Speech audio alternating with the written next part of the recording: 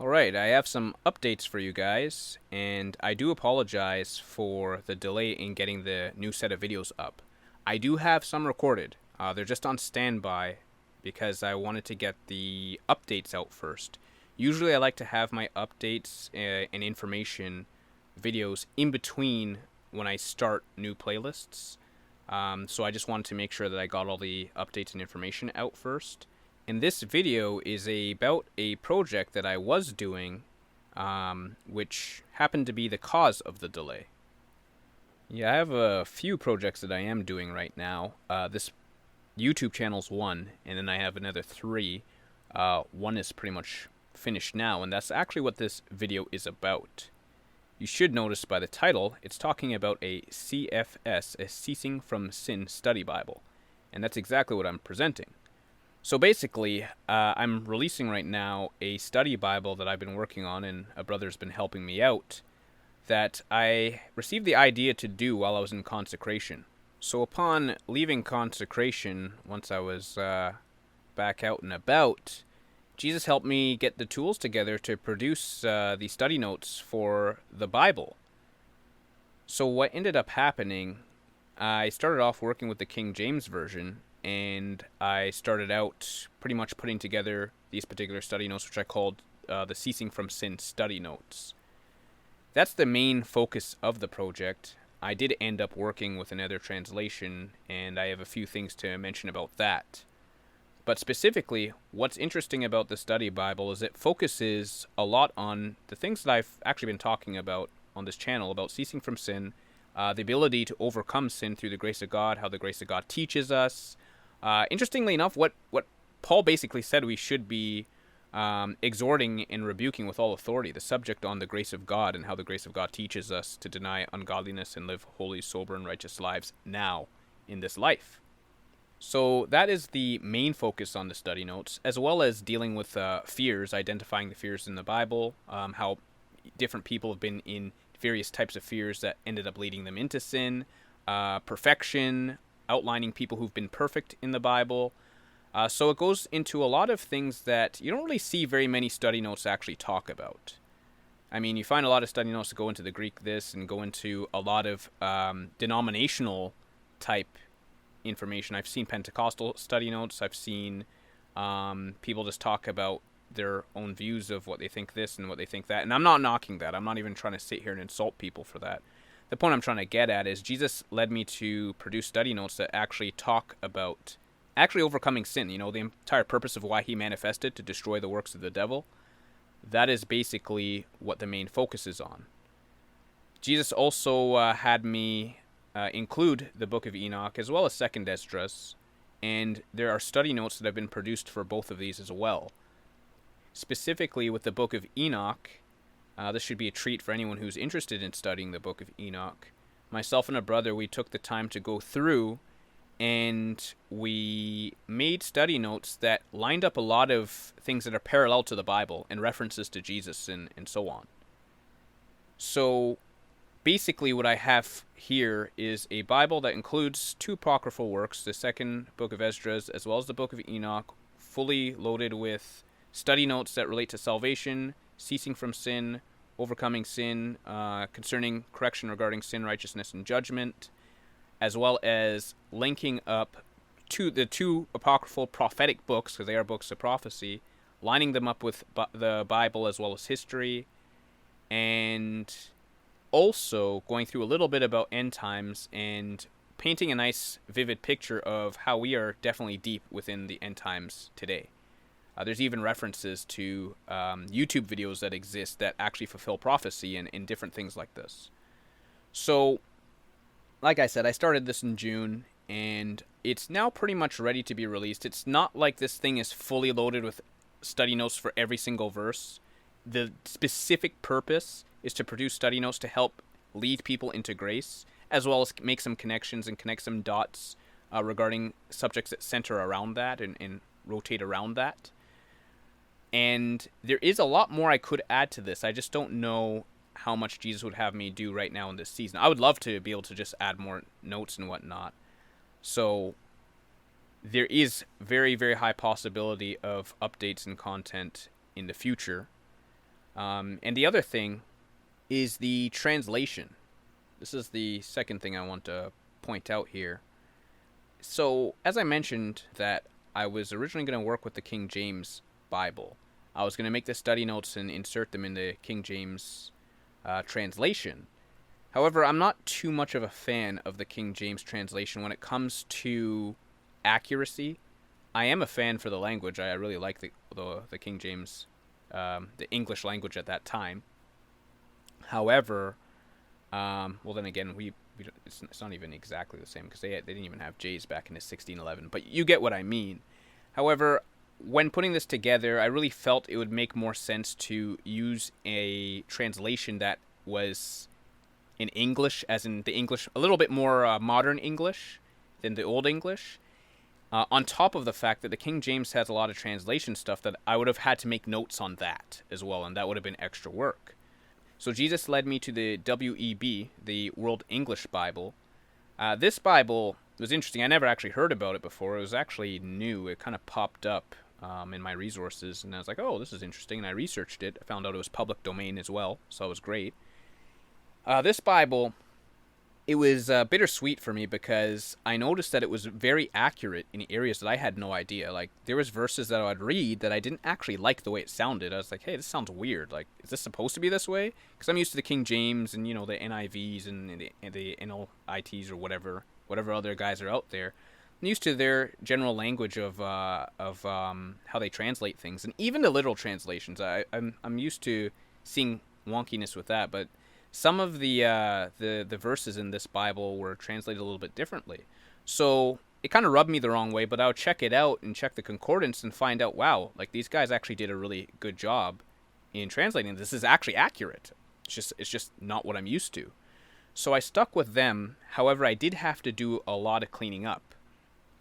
For example, they really did modernize the language, but yet they used a really I don't know. It was just really weird. They modernized it really well, but it just lost certain flavor or a certain tone that you're used to hearing in the Bible. For example, they would have contractions all throughout the scriptures. So where we would be used to hearing the word of God or the angel of the Lord, they would have God's word or God's angel or the Lord's angel, and that didn't go well with me. I'm a little bit more traditional. That's the word. I'm a little bit more traditional with that. So it was quite a bit of work getting all of those changed over. I also found a really big error with them. At least I would consider it a very big error, unless I'm missing something and I'm incorrect with this.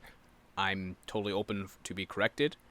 But from what I saw, they translate Revelations 13:14, and rather than saying that the second beast leads those astray who dwell upon the earth or dwell upon the land, they translate it as he deceives my own people who dwell on the earth. What's ironic is I do dig that translation. I actually believe that that's very true. But the problem is that's not what the actual manuscripts say, from at least what I researched. I consider that a really big error because from what I researched, what I studied, and looking at all the other translations, looking at the Greek and looking at the manuscripts, I unless I was slacking in my research and checking it out, I did not find anywhere where it said my own people. I did not see that. So I made sure to have that corrected and really go through the book of Revelation to make sure that there weren't any words added or taken away, because that's a very dangerous sin. So that's what I mean by having to go through and do some cleanup with this particular translation. With the Tetragrammaton, I didn't translate it as the Lord. I got inspiration to go a different route, which is explained in the articles and the notes of the study Bible. I actually used the definition of what the Tetragrammaton means rather than trying to do a transliteration of the word. So there were a lot of different things I had to do in fixing errors, changing things over, as well as making sure that there was accuracy in areas where there wasn't accuracy. There's key verses I knew a lot of translations did not translate properly, things that Jesus himself showed me. that I had to make sure was fixed, plus doing some research on other things. For example, why there's certain verses taken out of, for example, the NIV, where it's very common knowledge that the NIV has taken a lot of verses out. I had to go back and double check that to see what the truth is with that, and I found some pretty interesting research. I didn't omit anything. I didn't take anything out. If anything, I kept as much as I could in, and I instead just referenced why it's usually taken out and explained why it even shouldn't be there if it shouldn't be there. So that's a lot of the work that I had put in here, and like I said, I had a brother do a serious amount of editing for me. He did quite a bit of work in just going through everything that I was putting out there, making sure, spelling and whatnot. I am still thinking about producing the study notes for the King James Bible as well. I mean, it really wouldn't be too difficult for me. It would be a pretty simple task. And the one drive I have for even still entertaining the ideas, because I know that there's people who are King James onlyists out there who only use the King James Bible. I'm not going to throw any jabs at you, although, I really do believe that should be something you should take to the Lord. There's nothing wrong with having your favorite translation and whatnot, but literally only reading the King James Bible alone and saying this is it, it has been proven that the King James does have translation errors in it. And even the Lord, that's not actually the word that's there. I mean, the Tetragrammaton does not equate to the Lord in all caps. But anyway, I'm not trying to sit here and educate people on the King James or whatnot. Point is, I'm still thinking about it. I'm not against the idea. I just want to first get something out there for generally everyone can read in normal English. And the electronic format of the study notes actually does accommodate for a lot of translations in the program that it runs on. So you can use pretty much any translation you want that's available, and there are a lot. So that is basically it, guys. I'm basically presenting a study Bible for anyone out there who just wants to check out study notes that are a little bit more helpful in the realm of overcoming sin and bettering themselves in this walk with Jesus and overcoming the enemy. Now, before I end this video, I'm going to mention a few things about the actual file.